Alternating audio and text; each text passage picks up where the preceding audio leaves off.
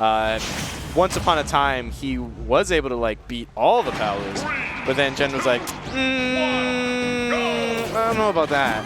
And now it's just been like extra close, but has always been kind of just edged in Jen's favor. I feel like out of all of the top Robs, like Dill squeaks himself into that list because of how good he is at playing the bad matchups for Rob. And this is a matchup where Palutena is just able to brutalize Rob in every sense of the way. Like, we already highlighted this earlier, but Rob on the ledge is not a happy robot. Jen in control of the ledge, that's a happy Jen. Yeah. There's not a lot of playtime where Dill is going to be in controls. But when he does get those opportunities, he makes good use of them. Yeah, you barely see Jen smile, but whenever he has control of ledge, there's always a big grin on him. Oh, nice job of using the auto reticle to like burn the fuel. I feel like against any other Rob that would be like a major detractor, but Dill is usually like very good with controlling how well he can move. His fuel efficiency is on par with the Tesla. Elon will be proud. Elon Tusk. All right, dash attack to push him off.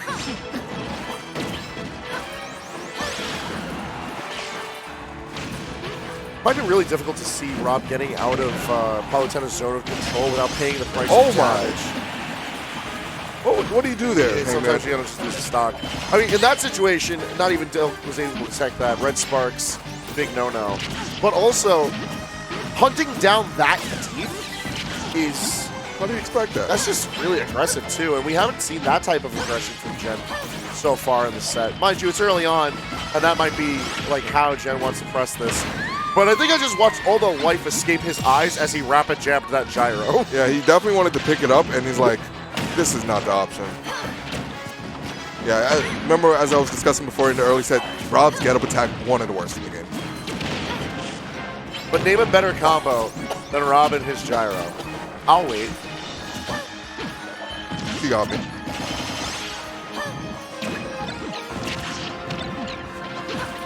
That's definitely celebrating Kwanzaa. And hockey.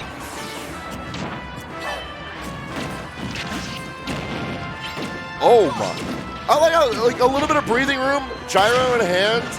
Like, Dill managed to get himself back in the running here. Although he's still taking a lot of damage, I feel like he doesn't have to really respect. Like, Jen is just trying to get these breakout options on him, where he could just have been patiently waiting. But Dill is the one who's in the lead before it ties up stock-wise. Yeah, you're kind of cursed. But Dill doesn't actually seem that frustrated from that stock loss. He kind of like grinned, saying, yeah, I kind of deserve that. He can only feel himself like so much before everyone's got to snap back to reality.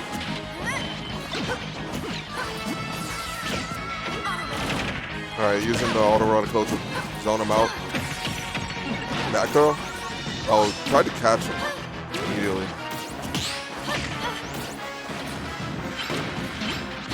It's such good gyro placement. So I want to take a moment just to appreciate the item play here from Dill.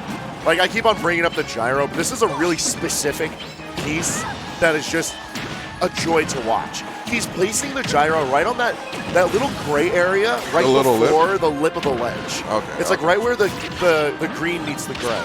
Yeah, and that's his own lip. And he's putting it there to deny any safe space for Jen to land from the exact point of the ledge to the platform. Yeah, yo, Jen's bringing his back. Why you're encouraging Joe? That tends to happen. I know. But it's like he's just so consistent with that placing. And it's been putting in so much work for him. Like, look at that. Didn't even land with explosive flame safely. Okay.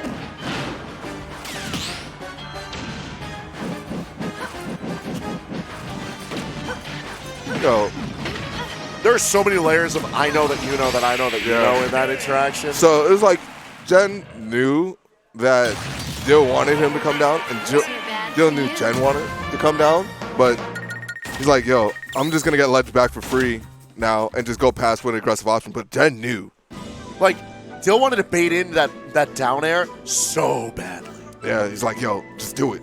The second you dash forward, I'm up airing you. And Jen's like, nah, I know. He's like, come on, do it. I know you want to step on this robot. And then he did it. Jen was a good boy and didn't take the boot. And jump from ledge with up air. An option we don't see much from. No, yeah, that's big, like, jump call out energy. Like the Yomi levels between these two guys has to be like measurable on the Richter scale. Like, there's just so much power. These guys know how well they want to play against each other. Because we started the set talking about this, about how well Dill plays against Palu. Yeah. Like, and we definitely said how even the sets and how competitive the sets will be. And you saw it there, which Jen etching it out, as you also stated. Like, it requires that level of player knowledge to play beyond the character matchup, I feel. And to a degree, I feel like that's also why Dill is able to keep it so competitive. Like, he knows the faults of his character. He knows how good Palutena is. It's a matter of, like, finding the ways to weasel around them. I like the beer rush right there.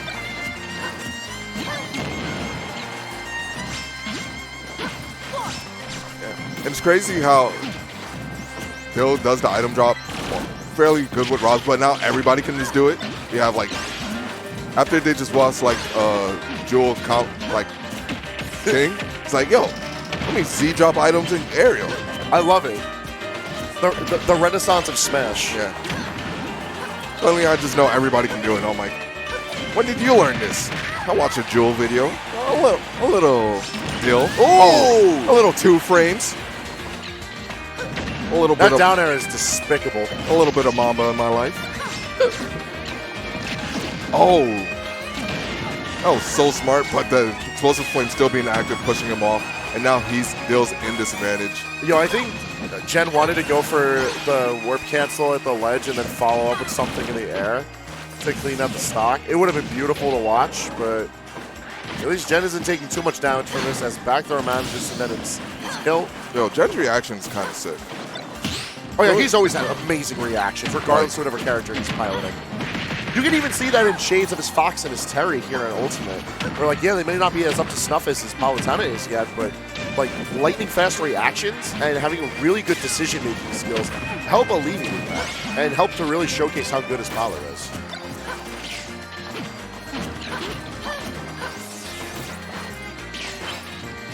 Okay. Now Jen's kind of giving him a bit much respect in the neutral, trying to just find his way in. Oh. Thought he was going to get hit a different angle, and that's why he went for that there. And one thing I'm very surprised that Dill is allowing to happen so often in this set is that he's giving a lot of free space for Jen to land. And I know Palutena has options for landing on people, at least more so than most in the past. But there's been a lot of instances where I feel like Dill can at least threaten to run under the position and threaten an up tilt. He got it with the down smash, but if he got that bear, man, Hangman, if he got that bear, oh, look at Duskies. hit him with that yeet smash. It's that good at all. All right, the top once again coming in. Enact the buddy system. Doing with the lasers in the legs. I don't know if it's just the timing or like if Jen really just doesn't want to shield right now, but he's getting called out so hard with all these. Yeah, I don't think he wants to shield, man. You see what happens when he shields? Nah, he gets down tilted. Oh Lord! And 106 so much damage. That called out that jump read. He knew that he didn't want to air dodge there in that situation. And that's the second time now we've seen Jen manage to capitalize on getting a jump read out of the pressure. And now look at this damage he's racked up.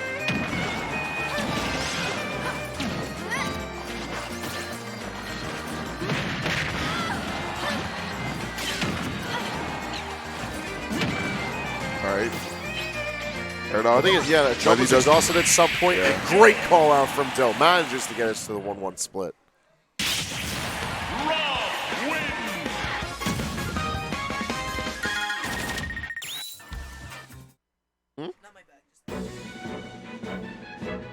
All right, sip of the water.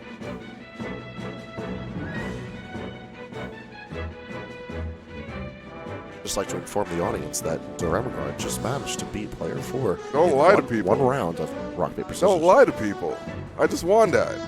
I can confirm the results that What the heck? Hangman is, in fact, reporting. You guys are this conspiracy again? What the heck? He just mics up. Listen, man, when your Help win me. record, when your global win record with Smashers is like 10,000 to 4, I definitely won that though. you gotta learn what to add to that 4. Don't lie to people. I destroyed them. I bopped them. Easy peasy.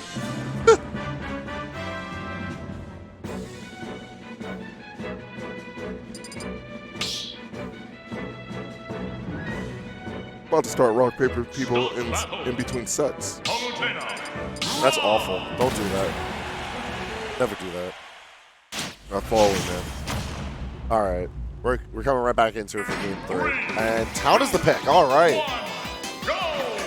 So I'm very curious to see how Dill denies space for this stage, just because there's so much more active space for the top to sit on. So, like, it's equal parts decision making, but also like you can get punished hard if he doesn't have his top on hand. Just resource management, I feel, is going to be a bigger part of Dill's game plan than just trying to keep the damage up or trying to control where Jen is. Oh, man. Dill is definitely in control. I'm actually really surprised that Jen opted for a stage with so much space to give Rob. Because it felt like he kind of just got bodied from like the projectile game and giving Dill time to run back and use his gyro.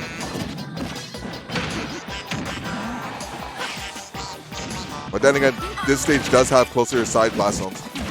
And that's how Jen's been mainly killing.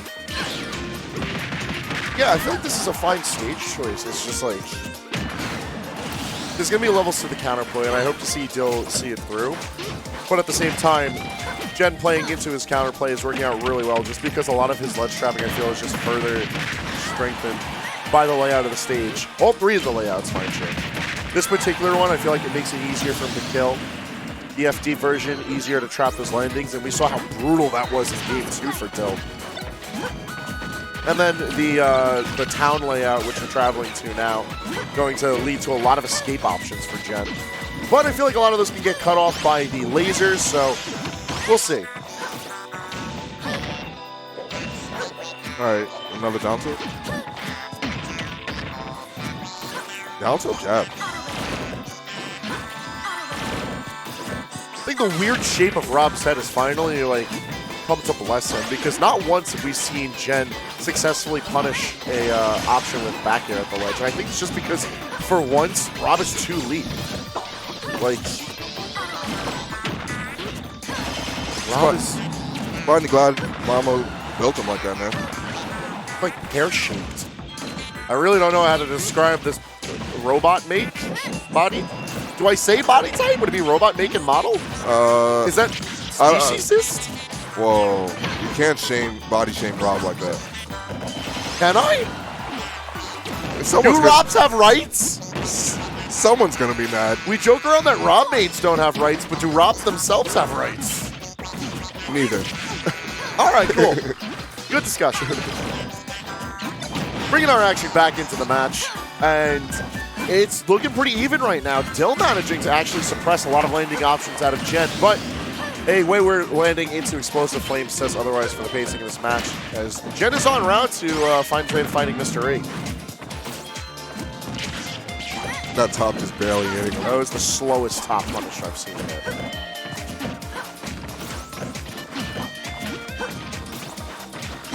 All right, using a lot more fairs in neutral, just trying to use the top as a stopgap. Basically saying, I'm not going past this top, and I'm just going to keep fairing you from here. Again, Jen's reactions. Yeah, if his reactions were a little bit, just a tiny bit worse, the like dash to get him into this position would have landed him into the top, and Dill might have even been able to secure the match from that. But it's Jen who managed to take it 2-1 with Palutena. Where does Jen think he's going? Oh yeah, he got sitting himself back down. He's got to fight Mystery now. And then, of course, the winner of that goes on to fight Stocktaker. A very strange top 4, to be sure, but a welcome one. Yeah.